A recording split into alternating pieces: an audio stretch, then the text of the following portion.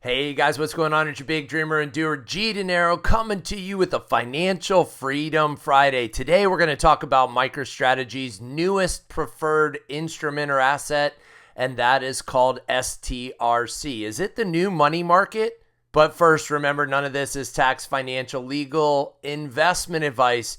It's your buddy G Dinero helping you increase your financial literacy to help put you and your family on that path to financial freedom. With no further ado, let's jump right in. Mufasa, you know we finally here, right? Well, It's Friday then, it's Saturday, Sunday, what? It's Friday then, it's Saturday, Sunday, what? It's Friday again, it's Saturday, Sunday. Hey,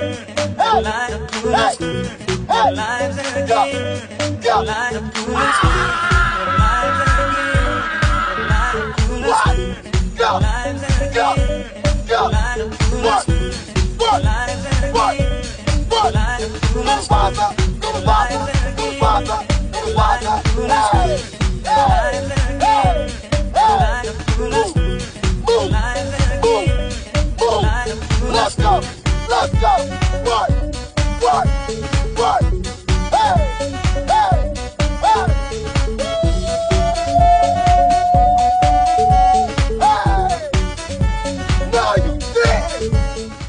Okay, that one's always a funny one on a Friday. So we're going to dig in. What is STRC? Now, these slides are taken directly from the MicroStrategy Investor Relations deck that was presented on July 31st at the last earnings statement. You can find those on MicroStrategy's website, or Strategy B's website, as I should call them nowadays, on Strategy's website.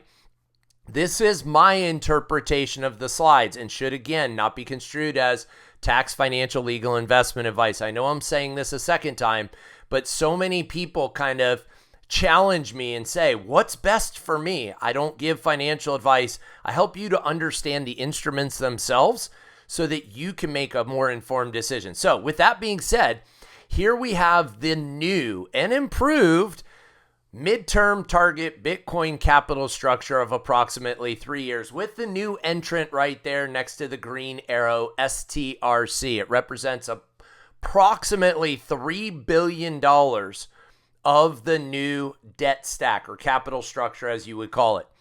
So again, moving our way down, we talked about these in past episodes. I'll go ahead and link to that video up here right now. But you can see the BTC ratings are listed down the right-hand side. That means how over-collateralized these are, essentially, at the end of the day. So number one, at the top of the stack, the creme de la creme is STRF, which is considered one of the first two investment-grade equivalent preferred stocks. What does that mean? It's a $1 billion STRF. That's the one that pays out a 10% coupon, guaranteed. It pays it out every single, it's paid out on a quarterly basis. So $2.50 per share every quarter is the easiest way to remember it. Now remember, it can or cannot be at par value at times. That thing is traded between 85 and 128, if I remember correctly, STRF. So if you buy it at 128, your effective yield is much lower than if you bought it at 85. So that one does fluctuate a bunch. If there were a bankruptcy, that one's going to get paid out first and is backed by 10 times the amount of Bitcoin necessary to back it, meaning it can withstand the biggest drop in Bitcoin price, which would effectively affect everything else on this structure more so than STRF. Next down in the capital stack is the new STRC. That's a $3 billion, it's approximately $3 billion product now with a BTC rating of 10x also. So both of those are highly collateralized. They are the strongest ones on the capital structure. They'd get paid out first. Next down is STRK. STRK, $1 billion, BTC rating of 6+. So it's mezzanine equivalent, right? Not the top creme de la creme, but not bargain basement junk bond rating like an STRD. It's not junk bonds, but that type of junk type equivalent. STRK, the thing that makes it unique, it's only an 8% at par value, or $8 per share per year, $2 per quarter The thing that makes it unique when compared to the others in the debt in the capital structure is that it also has a call option or a convertibility built into it.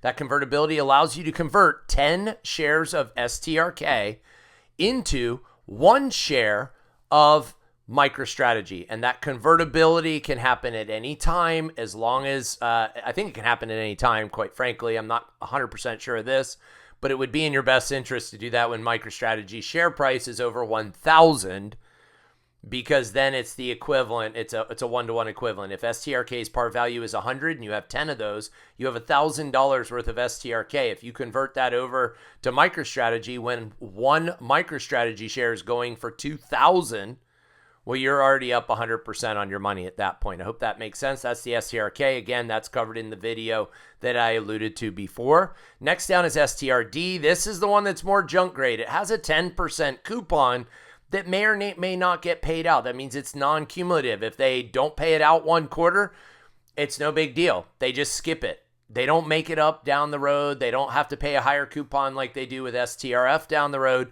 They just skip the payment on that coupon.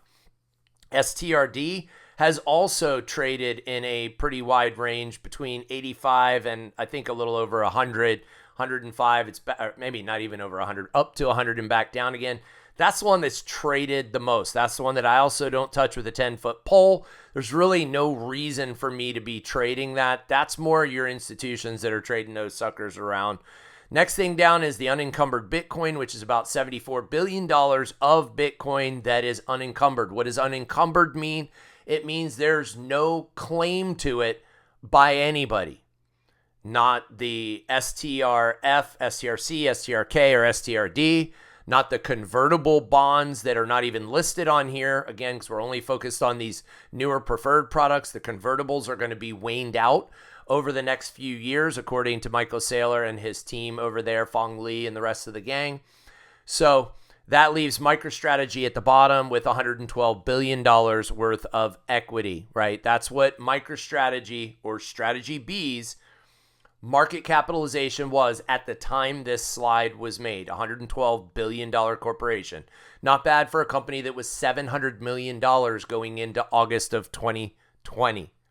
5 years later, it's gone from a $700 billion company to a $112 billion company. I'll take that all day, every day, and twice on Sundays. So moving along, STRC. I'm nicknaming it the consumer's choice because this is one that's geared more towards us as consumers and less towards the bigger fixed income markets of like the insurers and the pension funds and these larger institutions, right? They are the ones that are going to be trading around the other 3. Remember before, my top choice was STRF going into this before they launched STRC. But even that, with STRF, if you're a buyer when it's up there in the $128 range, effectively your rate's going to be much lower. It's not going to be a 10% rate. It's 10% at par value, not when it's up at $128 a share. So STRC, the consumer's choice. It's the largest U.S. IPO since 2025. Or in 2025, not since, excuse me. The largest U.S. IPO in 2025. You can see that on the graph on the right-hand side. $2.52 billion. It was 5.2x oversubscribed. Originally, they were looking to come out, or 5.1x. They were originally looking to come out with around $500 million and instead launched with $2.5 billion worth of demand.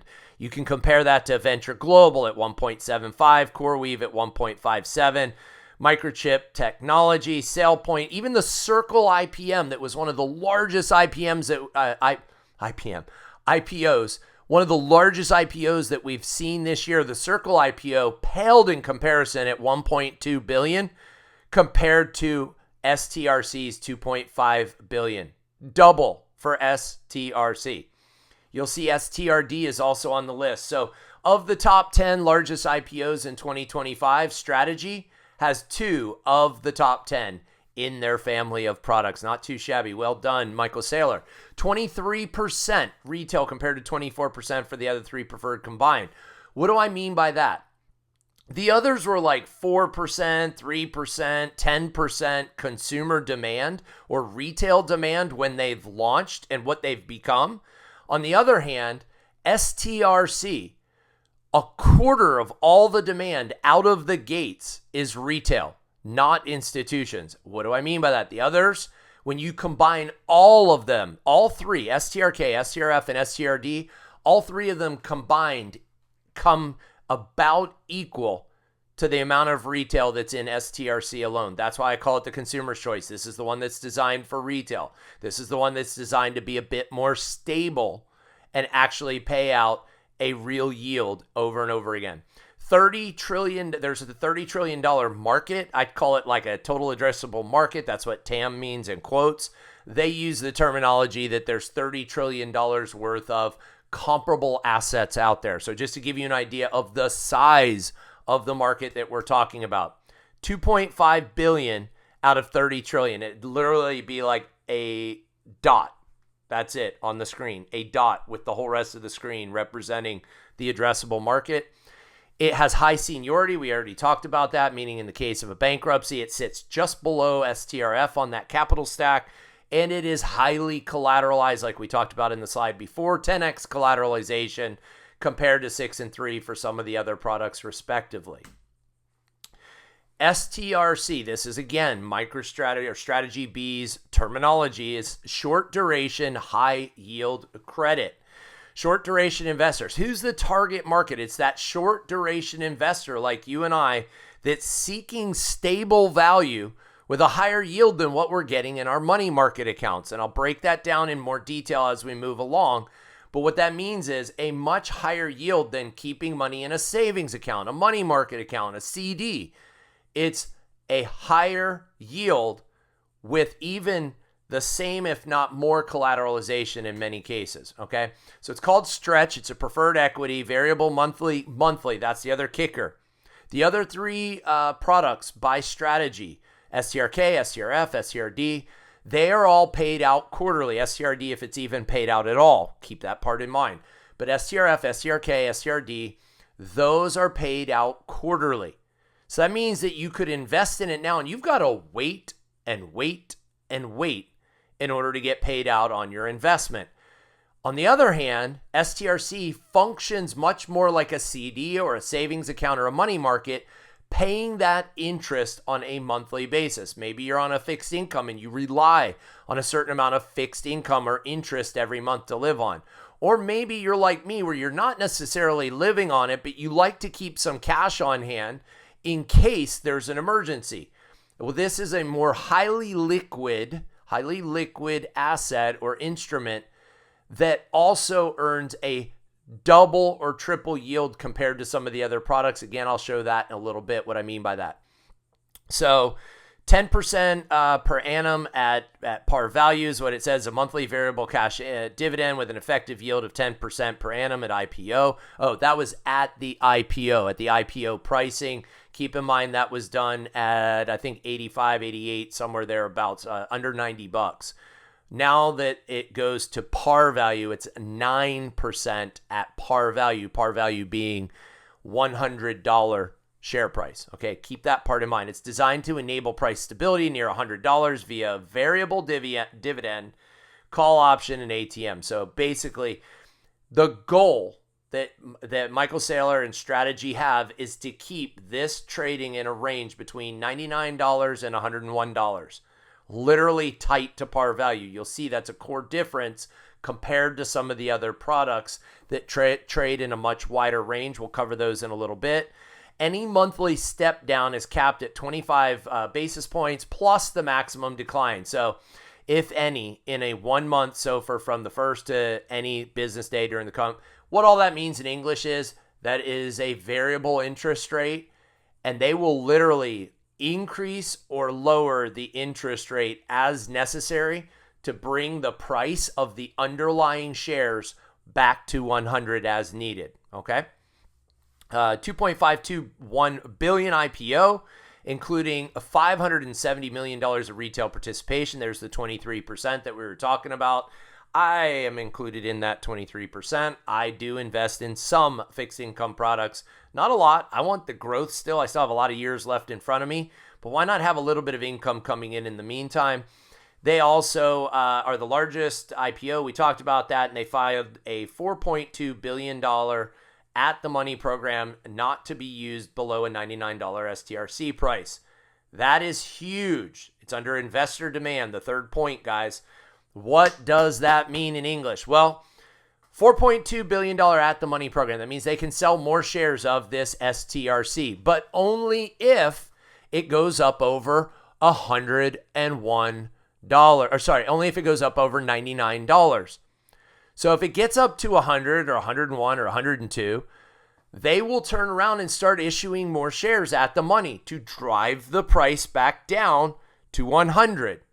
Okay?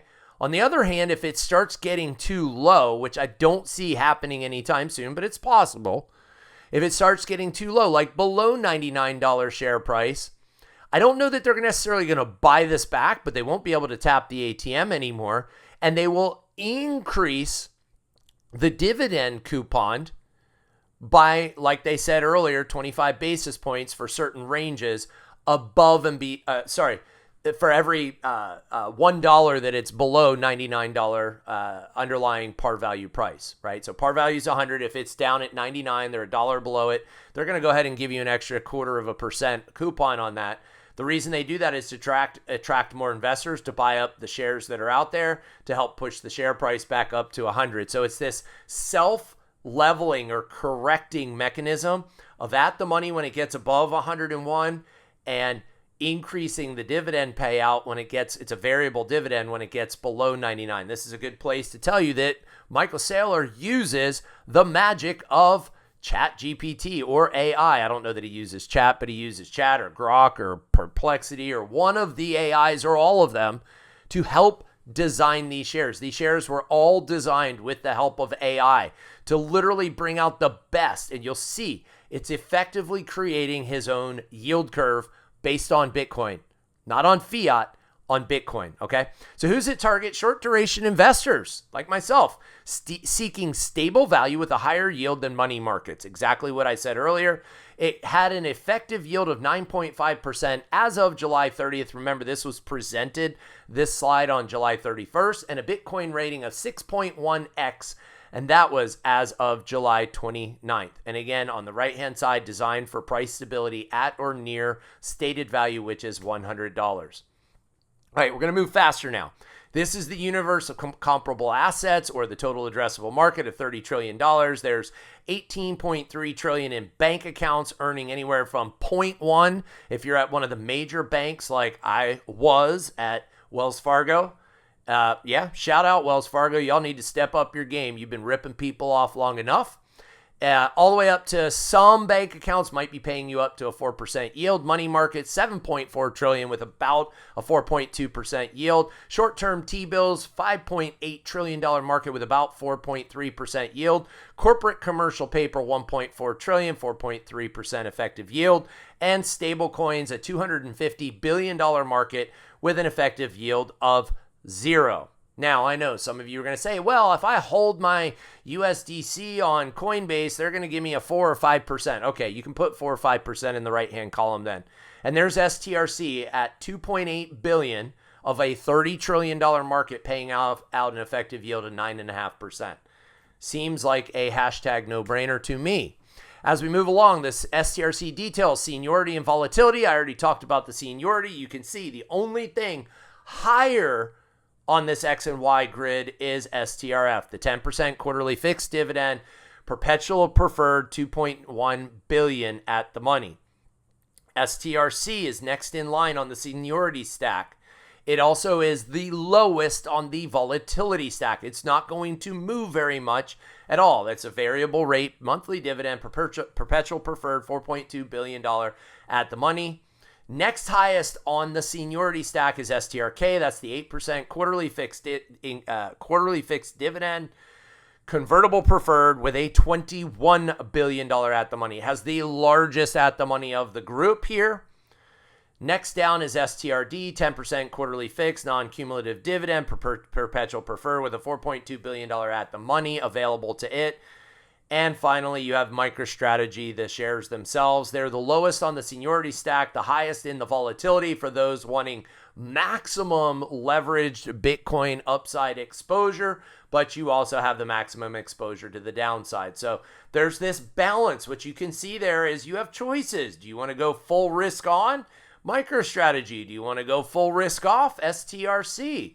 Do you want to go somewhere in the middle? STRF, K, or D. All right. So all over the place here. Here's the yield. This is the yield curve that I was talking about. And you can see in between STRC and STRD, there is some area that's missing, right? Even in between STRD and STRF, there's room for another dot right there. And there's talk that there may be 2 or 3 or 4 more dots on here over the coming years, all right? He's building these things out super fast, trying to capture the entire yield curve, meaning those that want incredibly high yields are looking at something like an STRD. Those that maybe want a lower yield but maximum convertibility and a longer duration are looking at STRK because that's giving you that MicroStrategy and or Bitcoin exposure like a long-term US Treasury bond. And you can see there is opportunity there, $30 trillion worth of medium duration corporate credit that nobody is really touching right now. And that's going to probably be a product that comes out in the future. But that gives you an idea of him starting to build out that yield curve that you've heard some people talk about. Here is the superior yield and liquidity. So this is what's the average daily trading volume along with the yield on the y-axis. So x-axis across the bottom, the average daily trading volume. So STRC sits all the way to the right with $300 million a day worth of trading volume already straight out of the gates and paying out an effective yield of around 9.5%. What I want you to focus on is you see STRD, STRF, STRK, and STRC. You see those prominent dots on the screen. You've got to look really, really hard over here at the left-hand side of the screen to even somewhat see any of the other dots. What that means is their daily trading volume is nil. They have no liquidity.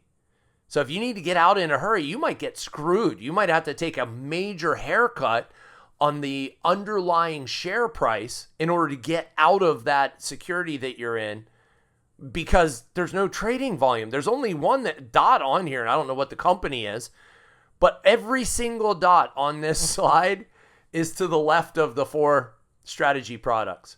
That tells us that strategies market is the absolute most liquid of the bunch.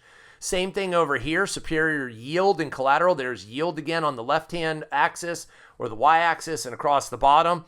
How collateralized are these products? Sure, there's something out there that's 10x collateralized from another company.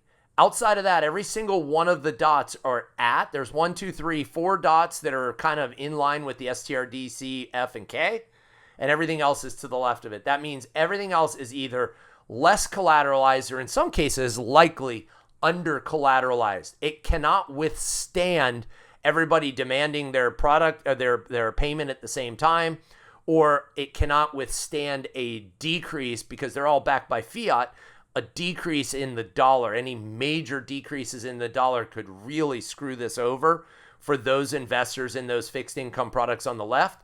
Those of us that are invested in fixed income products that are backed by Bitcoin, oh, glorious Bitcoin. These things are backed at anywhere from 5 to 9% already, 5 to 9x already. That means withstanding drawdowns down into the $25,000 or less range with Bitcoin. I know some people still think that can happen. If that happens, we got a lot bigger problems than what your fixed income investment did. I'm telling you guys, way bigger problems. Here's again the universe of comparable assets across the board, comparing all of these different things from treasuries to mortgage-backed securities to bonds, investment grade bonds, junk bonds, preferreds, and dividend-paying stocks, just so you know what all the abbreviations are. Down the left-hand side, it is trillions and trillions and trillions of dollars of market with decent liquidity on some of them down the right-hand side, like treasuries and mortgage-backed securities. Not so great with things like investment-grade bonds, junk bonds, and preferreds, and dividend-paying stocks. And then you have the MicroStrategy or strategy products over there at anywhere from $30 million on the lowest end with STRD to $288 million liquidity with STRC.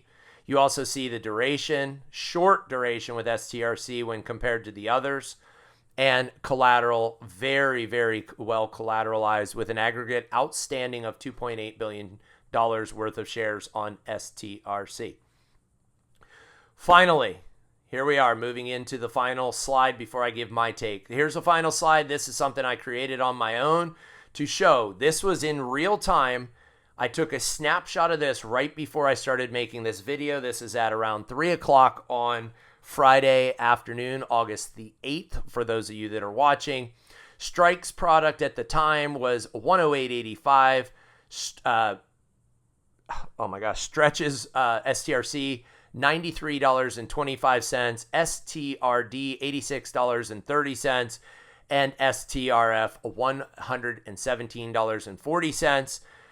That yield, the dollar yield per share on STRK is 8, on STRC is 9. That's the target. Again, it's a variable one. Keep that in mind. STRD, if they pay it out at all, is 10, and STRF is 10. That's at par value. So it's you could say that's 8% at $100 or $8 on $100 for STRK, for instance. The current yield, based on the fact that the price of STRK is almost 109 right now, the effective yield, the current yield on it, if you went and bought shares of STRK, you're effectively getting a yield of 7.35% because you're having to pay a bit above par value for those shares of STRK. Par value is $100, so you'd earn 8% at $100, but you're only earning 7.35% yield at $108.85. STRC is paying out a current yield of approximately 9.65%, STRD 11.6%, and STRF around 8.5%.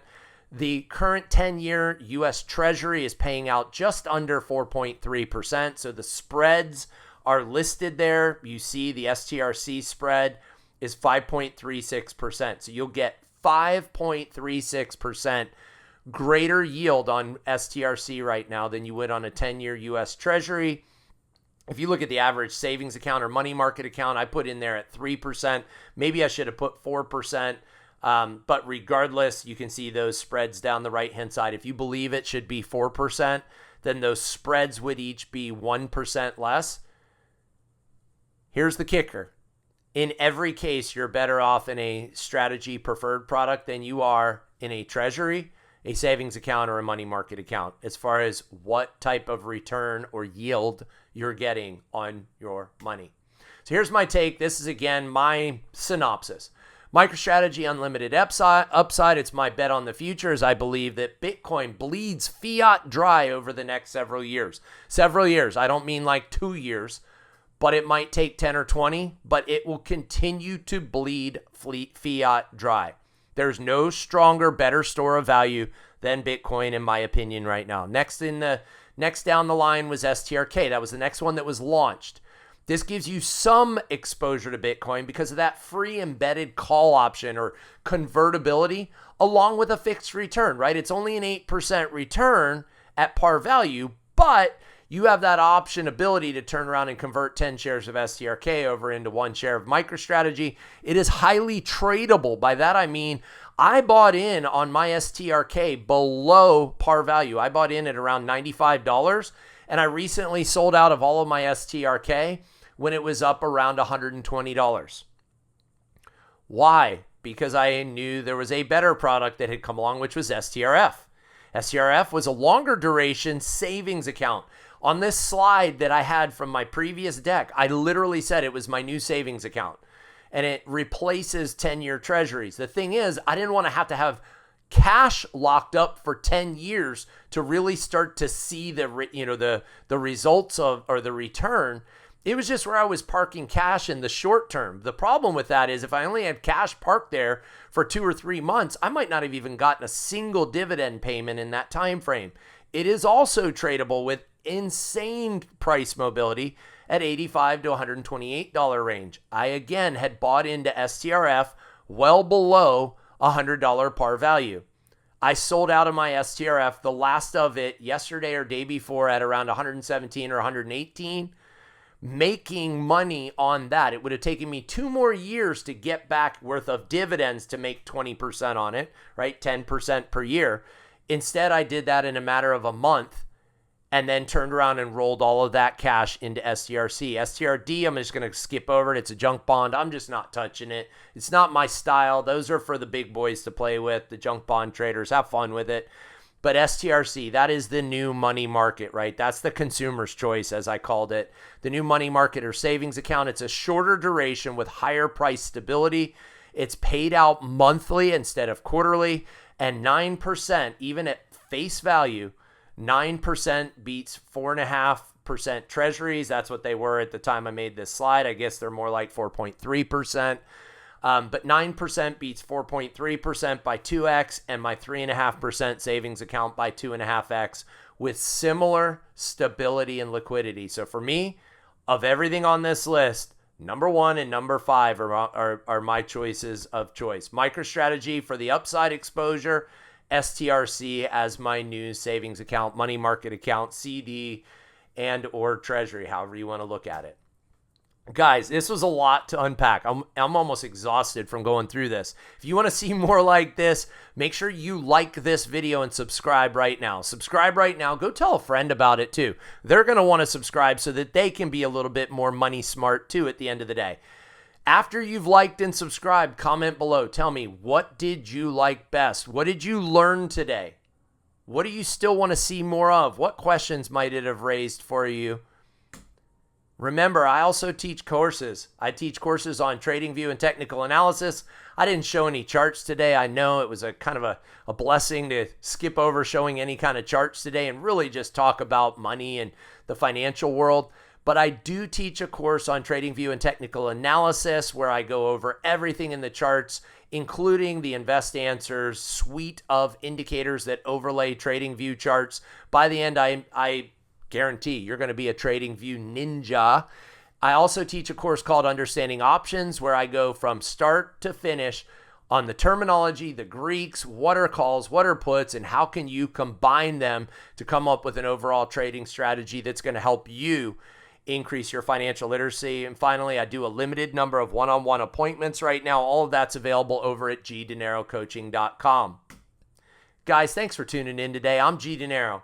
I'm here to help you increase your financial literacy to help put you and your family on that path to financial freedom. Thanks for tuning in, and we'll see you next time.